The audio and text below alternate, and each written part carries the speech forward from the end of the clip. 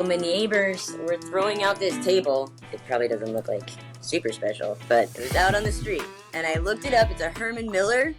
It's $2,000. And I was like, I like to have a little staging area for my bags and stuff. So I was just going to have it sitting outside and getting rained on. Now I'm like, maybe I should try to sell it or something, since it's a $2,000 table.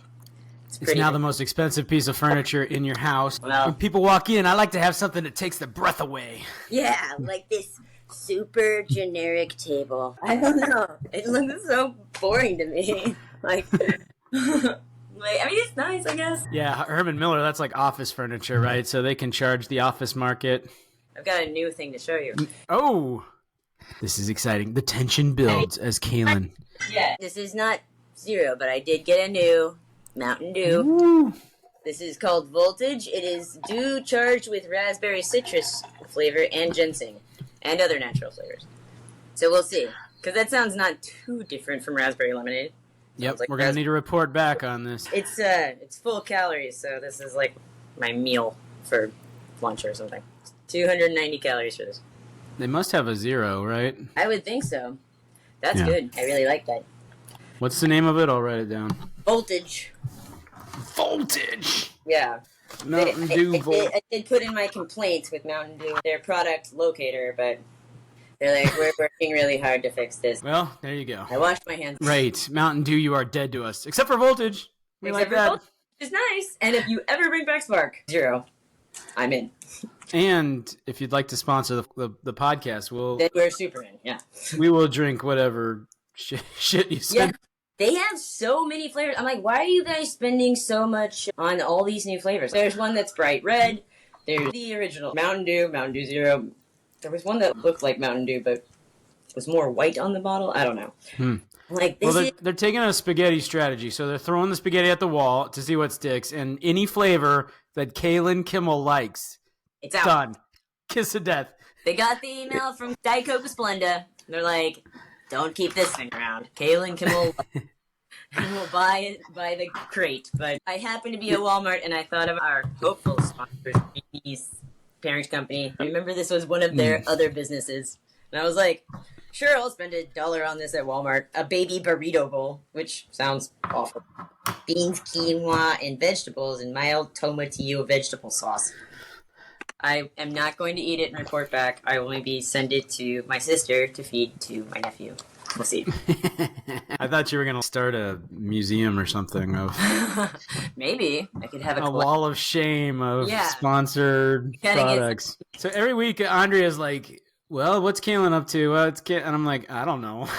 We don't talk about that. So I think we ought to talk about that. That's classic. I feel like I've seen tons of like GIFs of guys going out with their friends, and they're like, oh, how's he doing? How's his job going? Blah, blah, blah. And the guys are like, I don't know. We didn't talk about that stuff. Like, no. We just hung out. Never. Talked about football. We made jokes. We drank beer. Had a great time. Talked about nothing. Yeah. How's his family? How's his daughter? I didn't know. I didn't talk to him about that at all. Exactly. No. Classic. So, anyway. I'm good. Medium. Yeah, let's see. On a Likert scale, from 1 being absolutely the best I've ever been in my whole life, and 7 being like, just give me the knife and I'm out, I would give myself a 5.1. So, two comments. One is, I find it odd that the scale, the highest number is the worst. I know. Usually it would be that way. But on a scale of 1 to 10, how you feeling? 10. Oh, shit. No.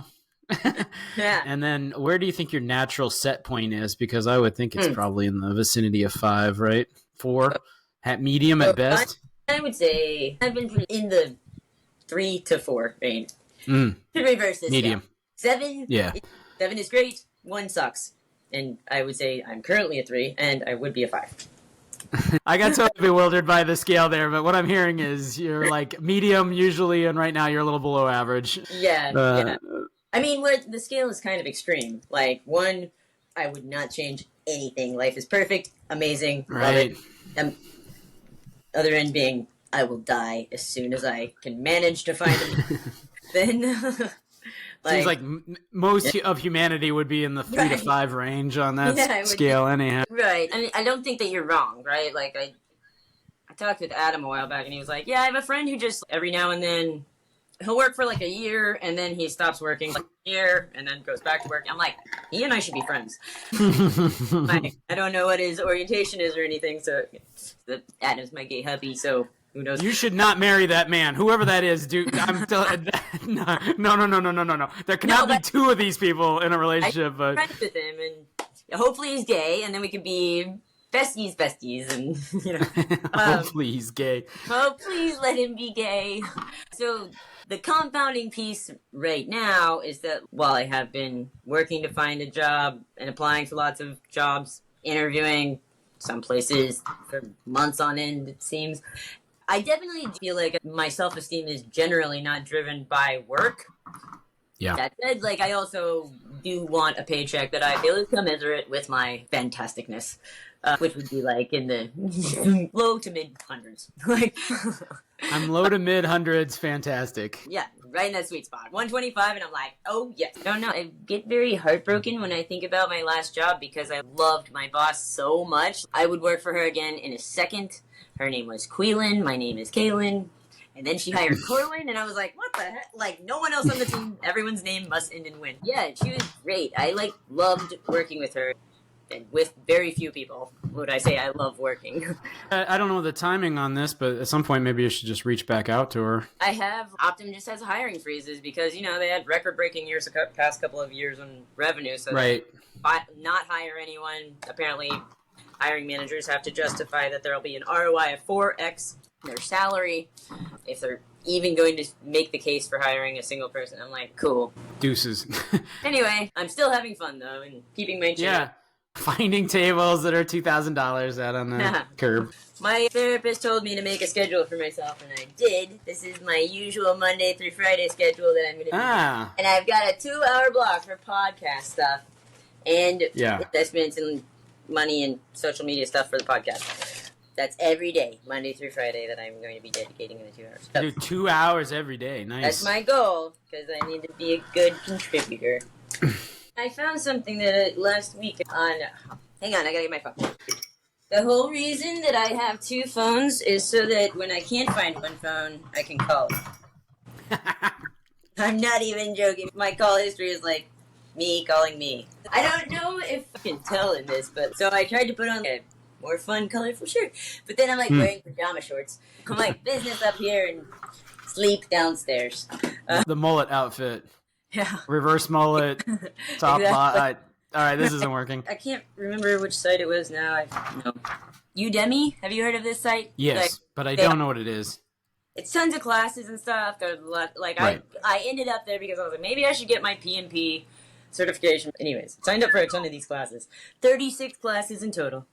Is that on your timeline chart? Do you have your schedule? Maybe that'll be job stuff.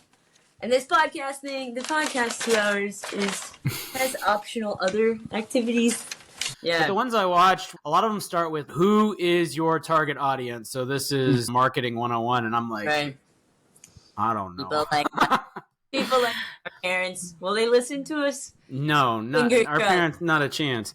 Nope. Yeah. All right. We talk about money and investing, but if you're a serious investor, you're not going to watch this. Not serious investors. I feel like we're not intimidating.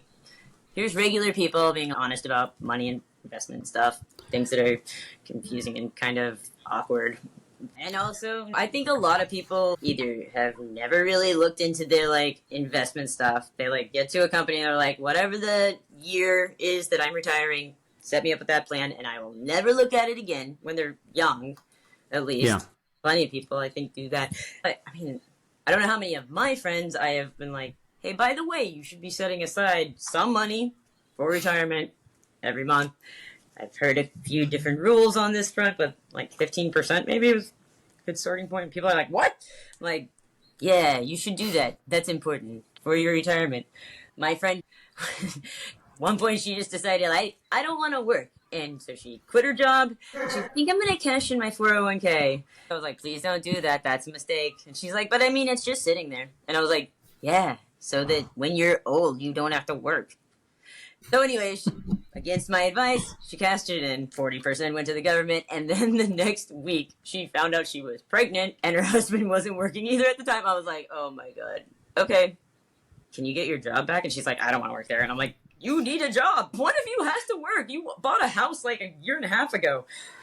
All right, so this is Robert and Kaylin's Finance 101 podcast. Lesson number 1. You need a job. Right. Get a job. Money to come to you on a regular basis. Step 1 of finance is money. You money need money in and money out. The money in hopefully bigger than the money out. Overall. This relates to something I've always wondered. So people talk about being dumb with money, right? People are like, I'm so dumb with money. And I'm like, okay, I get you don't understand interest rates. You don't understand compound interest. You don't know what a stock is, blah, blah, blah. But like, you do understand you can only spend what you make or less over time. Okay, granted, I'm drinking one of these. I didn't buy the case, but I almost never do that because this was $2.50, right? Which is too much. And if I bought a 12-pack, even at the highest prices, it would be $8 or whatever. But that same girl, every single day at work, she would buy a Coke from the cafeteria or whatever that was $2. I'm like, dude, you just need to go to the store and buy a case. And she's like, I don't know, but it's only $2. And I'm like, yeah. You know, it's those kinds of decisions that get away from people. But people decide, I'm going to eat out again today, every day. You just end up eating lunch out every single day. I have a couple of friends who every day very concerned with how much money his family spends, but he eats a $15 to $25 lunch every day. I'm like, dude, that's a lot of money. I just feel like people are about convenience in the little things and not about planning. When Andrea helped me with setting up the budget, I feel like it was totally groundbreaking in my life. Because I'd never really focused on how much money I was spending. And I collected every receipt and I would go into Excel. And for me, it was better that I was going into Excel and being like, okay, yeah, I spent another $1.99 on that Coke and I add that to the food budget. Do I have any wiggle room in the entertainment budget that I can use for my next soda or whatever? So I stay under. And I don't do it so meticulously these days, but I mean, I have an 849 credit score now. That was a huge game changer in my life. Wow. You know? And I mean, some people it's like the debt from school and stuff, but I don't think so. Yeah, I know people, I know what they make, and I go, I believe I could live on that and save for retirement comfortably. So this is where, like, dumb with money, does that just mean I don't have good willpower and I give in to, like, buying the thing I want or going on the trip I want or whatever? It's when you're in your 20s that this is also super, super important because you're laying the foundation. Any amount you save for retirement, if you put in a 401k, then the earlier the better, the more the better, of course. But I don't remember anyone ever in my 20s, and not probably until my late 30s, someone saying, here's what percentage of your money should be allocated to investment in your retirement, long-term savings plans, money to live on, whatever. Like, you should break out, when you look at your total salary, when you're made a job offer, you should be like, okay, can I live easily as a single person on 50% of that after taxes for my day-to-day life? And I think people think, oh, the company matches 4%, so I will save 4%. I'm like, yeah, that's probably not enough.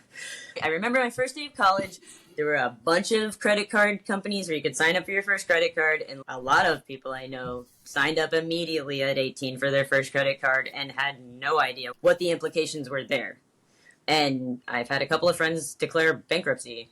Some because they didn't really know what to do, and they're just like, I'm overwhelmed, I'm going to declare bankruptcy. And then I'm like, whoa, well, that's a big decision to take on, you know? Yeah. So I think we need more education on this front. We don't really teach people how to manage their money. And I also think in our podcast, there's something about, the big bad corporations like Mountain Dew and Chewy's on like blah, blah, blah. Well, we can stick it to the man a little bit too, you know? Yeah. And we're not so intimidated by them. E-R-E. Like these idiots, they invested in freaking Redbox and whatever, stuff like that. Yeah. So my local grocery store's Redbox that had a message on it. Attention customers, beginning Monday, May 20th, this vending kiosk will no longer be available for rentals or returns. We apologize for the inconvenience. I was like, oh, good, because this thing, and I'll share a picture. Look at this paint. Nobody's used this thing in a decade. my grocery store is located where all the doctors live in town, basically. I'm like, there's no chance that this thing has gotten used at all. You might as well have a Spirit Airlines kiosk right there. Yeah. And a check cashing kiosk. Man, I just watched Broke, the 30 for 30 on athletes, and one of them talked about their first check they took to a check cashing place. It was like $500,000. That's how I feel about our podcast. We're allowed to be stupid and talk about money and stuff. Ladies and gentlemen, cue the music. Yeah. This is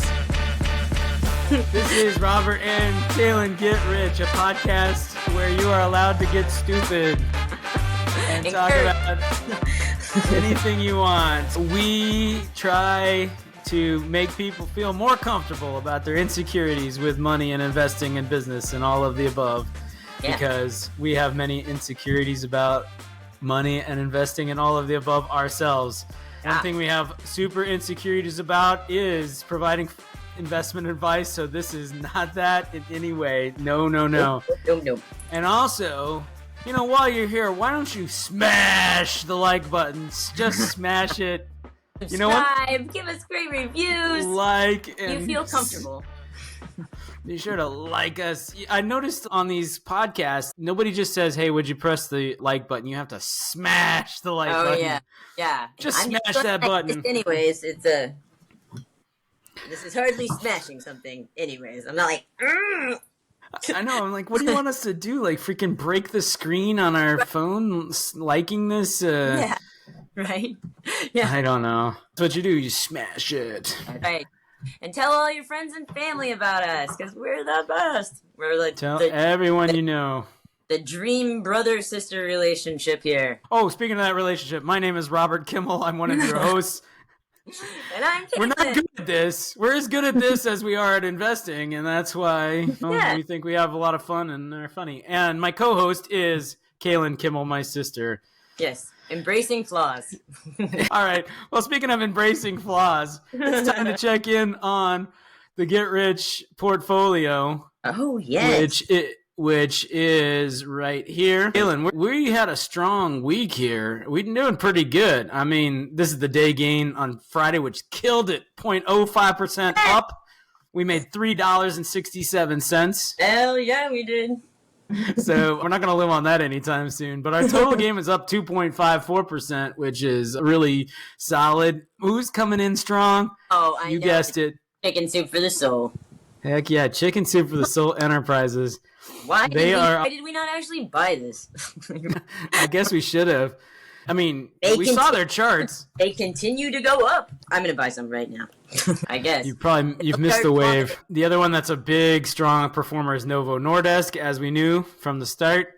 Those guys are kind of sort of offsetting Eagle Pharmaceuticals and Reddit, although Reddit is not quite as deep in the dumpster as they used to be. So yay that. Let's compare it to our S&P 500 baseline. S&P 500 is up 2.87%. So we are back in the realm of almost beating the S&P 500. Almost even. The look on your face of how thrilled you are. Exactly. Yeah, exactly. What will it be? We've only lost a little bit of money. No, we've made money, Kaylin. But not as much money as we could have if, Someone said this to me recently. You shouldn't should all over yourself. That's true. I shouldn't should all over myself. I'm shooting all over the place. My shit all over the place is with GameStop this week. Tell us. So when Roaring Kitty came on, or they announced this press conference at noon on Friday, I was like, this is guaranteed. I'm in, right? I got wind of this after hours, so I put in a limit order for the morning. Mm-hmm. So it was at, I'm going to say $62, and I put in a limit order at 70. I'm like, I'll buy, but let's not go too crazy. Yeah. I wake up in the morning, and it's like, it hasn't invested as many dollars as I wanted, which was weird because the price when I woke up was $44. All right, so down from 62 to 44. So I bought it 44. Yeah. It automatically did that. It took me a while to even figure out what the heck had happened that I had less money in, right? Mm-hmm. So this was a blessing in disguise, it turns out. Yeah. Because the story doesn't end with it being at $44 or above, Kaylin. I'm just going to spoil the secret ending here. Spoiler alert. So what had happened? Well, first of all, GameStop pulled up their quarterly report, okay? The earnings. Yeah. And it was fairly dreadful. They were losing money hand over fist. Sure. And I'm sure they did this because they're like, right now it's really padded. You know, they're like, even if it drops a third, now it's dropping from 62 to 44, right? Mm-hmm. Even at 44, that I bought at 2,000 times earnings, okay? Remember, the S&P's average is 24 times earnings. I bought it 2,000 times earnings. So then, this is another smart thing the company did. The next thing they do is issue another 75 million shares of stock. They're like, $40 a share, hells yes. So they raised $3 billion at this inflated value.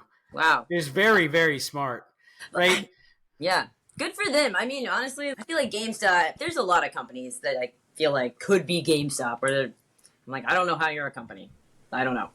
And I think that for all the reasons they were chosen by Roaring Kitty, it could have been a lot of other companies, and it's got to be like, what the hell, man? If you've been working at GameStop loyally, you know, you're a VP or something, and you're like, man, I've been here since I graduated from school. I've been trying to make this company happen, and what the fuck? Like, so, good.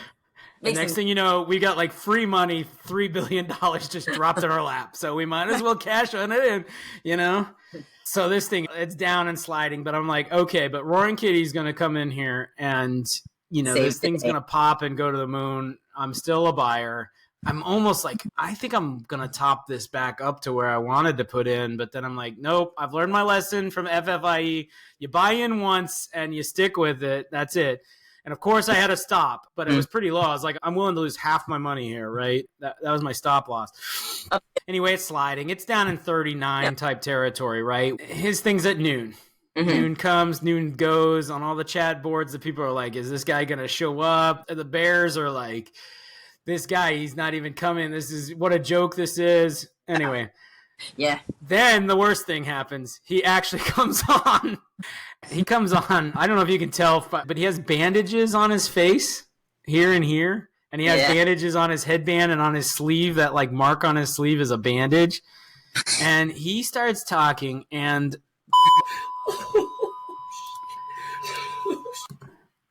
I know it's the middle of the afternoon here, but right, it's 5 o'clock somewhere. It's not 5 o'clock here, but it's about to be. And people are like, is this guy high as a kite? Is he drunk? What's the deal? He's like, oh, I'm going to look at my magic 8-ball to decide what to do and like all this stuff, you know? And so the stock just keeps sliding. And nobody is inspired by this, and it just keeps sliding. And I'm out and about. I didn't have the app loaded on my phone. So I'm trading text with Cody, and I'm trying to like, okay, you got to sell. And he's like, I can't sell. And he couldn't sell because I had the stop loss on. So you can't have two sell orders at once. And it took me a while to figure that out, which cost me a couple bucks a share. And then I'm like, you got to take the stop loss off. And then there's halts. At the end of the day, I think I got out at 29. I think I lost a third or something. Yeah. So I took a bath. I gave back all the dollars from that FFIE trade when I was feeling really smart and more. Nothing ventured, nothing gained, right? Right, exactly. Yeah. And the funniest thing was like he's being covered by CNBC and stuff, and these guys in suits like trying with a straight face to describe. They're like, he's talking about his. I guess you would call it a strategy. I guess you would call it a philosophy. And evidently there's another halt on today, but that guy started his conference call with like $300 million of GameStop stock. So I take it he lost a third or something too. So he ended the call with Roaring Kitty. The first GameStop thing. You know, like I thought he made like $1 bazillion. Well, you don't start the day with 300 million. Like the price is nowhere near today where it was during that GameStop's thing, right? Yeah. So if it was worth 300 million on Friday or ended the day at 200 million, it had to be worth in the billion. It had to be. I watched Dumb Money, the movie, and I thought he got up to like 50 million or something. Yeah, I don't know. Sometimes I think if it were me, this feels a little bit like if I do a scratcher and I hit $100,000 or better, I will never do another scratch off. I won't ever win again. Never. And that's how I would feel if I were him. I don't know. Maybe I don't have the ego that he does. I don't know. Like, would you keep going at GameStop? Really? I would pick a different stock or something. Or I swear I would diversify into a broad portfolio of. Yeah. Hope this is not his only investment. Maybe. Hopefully, the guy sold $20 million worth of it or something, and put it in broad portfolio or something. Yeah, but I mean, if you're gonna go at Wall Street or whatever, like he was initially with GameStop, you can find another company, FIEEE or whatever. You can make similar magic happen. Leave GameStop alone. I feel like how tiring for the stockholders. Well, we got a good lesson what management should do, which is if their thing pops, take advantage of it and sell shares. And yeah, exactly. All right, so I had some follow-up from last week. Remember, we had questions about Chewy versus Amazon. We basically said they've got to be cost competitive because pictures of your dog are great, but nobody's going to shop there. So I looked up a couple of items that we purchase regularly. So this is the cat food we buy, and I've got Chewy on the left and Amazon on the right. Chewy, the regular price is $58.99. If you put it on auto ship, it's $56.04. You get 35% off your first auto ship. Amazon, $58.99. $56.04 with subscribe and save discount. You get 30% off. So to the penny, they are the same price. What your first auto ship, you'll get a 5% extra discount. Isn't the extra 30% off when you subscribe? Isn't that no, that's not the $56.04. Yeah, this almost looks like false advertising to me to tell people you're getting 30% off. If what they mean is you get 30% off your first order. So Amazon after fucking subscribe and save for everything. I order a vacuum. They're like, you want to subscribe and save? I'm like, of course I don't want to order a vacuum every month. You have to decide the frequency and stuff, and I do think that the percentage varies based on if you get it monthly versus if you sign up to get it for a year, every month. So there's some path to getting 30% off this bag of cat food. So if you subscribe for 10 years every month or something and commit to it. Yeah, and I think it's just between 1 and 6 orders. I don't really shop on Amazon these days, but mostly Chewy. Everybody else does. You save after the first auto ship, though, on Chewy. $2.95. Whether you're on Chewy or Amazon, it's $2.95 savings, which is about 5%. But that's not 30%. No. If you do auto ship, on your first auto ship, you save 35%. Yeah? So that I'm assuming that's on top of this $56.04. Okay? So it's $20 less for your first auto ship? That's my read of it, yes. I would bet the 35% is off the list price, the $58.99, and you're right. You get your first bag for $40, and from that point on, you get it for $56.04, and you save $2.95 a bag, which is about 5%. Right. You know? Got it. I don't know what the margin is on cat food. I can't imagine it's a lot, so 5% is probably a pretty good regular discount. But anyway. Kitty litter, Chewy, this kitty litter pellets that we use is $58.74. Yeah. And if you auto ship it, it's $55.80. Amazon, $58.74. So the price is the same to the penny. I didn't find an auto ship or a subscription price for that one. But you can divide your payments up, so you don't have to pay all at once for that. Yeah, if you need to finance your admittedly kind of expensive kitty litter, then Amazon can hook you up with some financing. Yeah. What is 1958 times 3? It's probably the same, isn't it? I would think so.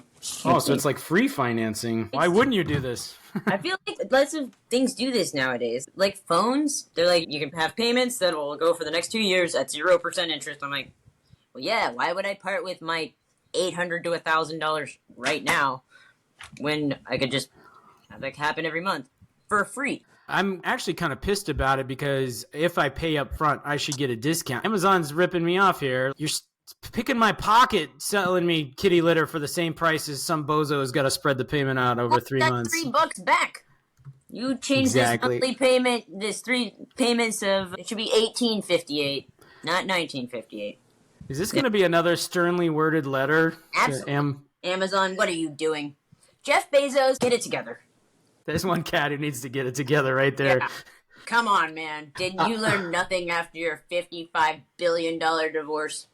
And then I wanted to cover, of course, we had to circle back to Greenies, right? So this is where we see some differentiation. Although, I'm going to reveal the secret ending here. So Chewy $35.98 for the 60-pack, which is way less than the $1 per treat that we were going to have to spend at Target or Walmart. So that's a lot of money savings. It's $34.18 if you auto ship.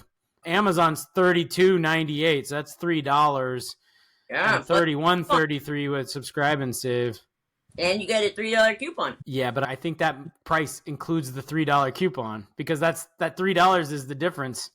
You have to click to get the coupon off it. See, like when I bought things or gone through, I click a button to get the coupon. I'm like, if I add this to my cart right now and you have some coupon thing available, why would you not just why do I have to click this? I think this is super weird that I'm on this thing and it's like, oh, you want this 25% off coupon? If I don't click it, I don't get 25% off.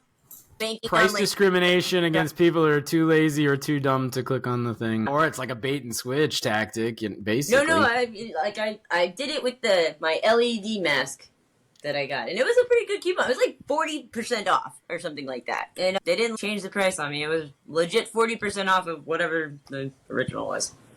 I don't know, but I think the bottom line is like Chewy and Amazon. They must have bots that just scroll the other. Oh, totally. Yeah.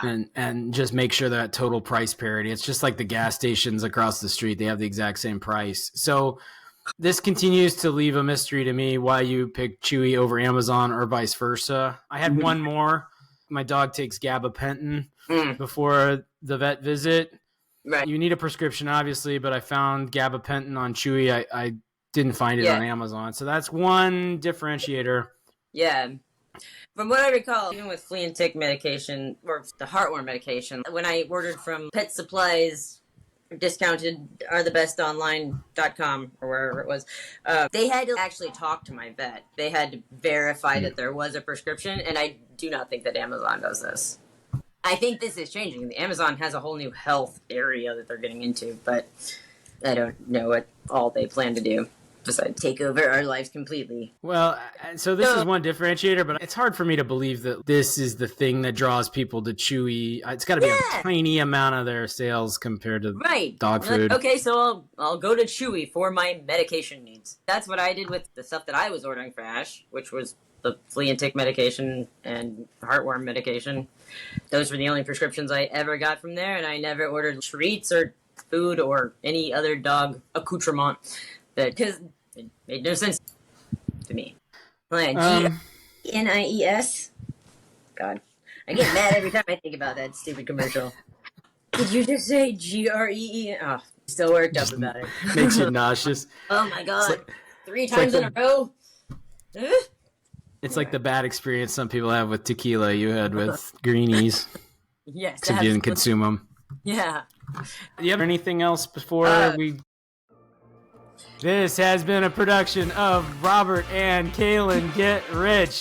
Be sure to like and subscribe and smash that like button. Smash it. Remember, this is not investment advice.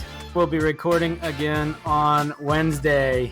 Yay! If you want to get in touch with us, email us at robertandkaylingetrich@gmail.com. Kaylin is spelled K-A-L-Y-N. Send us your thoughts, your guest suggestions. We will get back in touch with you, and if it's a good enough email, Kaylin will design and send you a t-shirt. Absolutely. Spicy Nuts, we love you. What was it, Spicy Nuts? I can't Lucky remember. Nuts. I can never remember. So much. Spicy Nuts. All right. Lucky Nuts and all our other followers. Love you. We will talk to you later.